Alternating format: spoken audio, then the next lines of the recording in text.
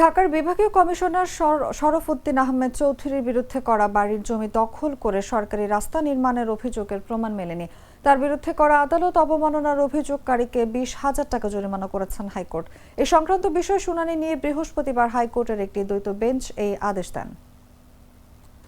শরফউদ্দিন আহমেদ, যিনি বর্তমান ঢাকা বিভাগীয় কমিশনার, ওনাকে পার্সোনাল অ্যাপিয়ারেন্সের একটি আদেশ দেওয়া হয়। পার্সোনাল অ্যাপিয়ারেন্সের আদেশ পেয়ে উনি কোর্টে অ্যাপিয়ার হন। যেটা জানা যায় সেটা হচ্ছে যে এটি আসলে একটি মিথ্যা মামলা, যে ওনার রাস্তা, ওনার বাড়ির সামনে 14 ফিট জায়গা রয়েছে, রেদার বাড়ির উত্তর পাশে এবং দক্ষিণ পাশে 20 ফিট করে রাস্তা রয়েছে।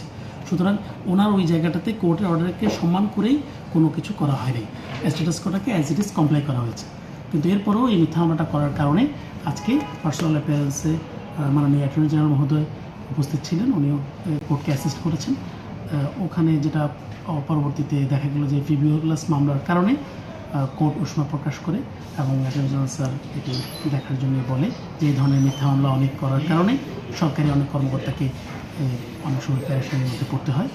ফাইনালি একটা ফাইনের রুলটা ডিসচার্জ যেন হয় এবং যেন একটি ফাইনের জন্য আবেদন করা হয়।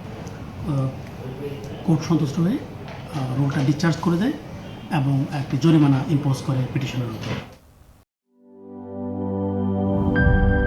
সব সমস্যার সমাধান হবে এই সস্তা কেবল বদলে বিজলি কেবলস লাগালে। বিজলি কেবল, নিরাপদ আজীবন।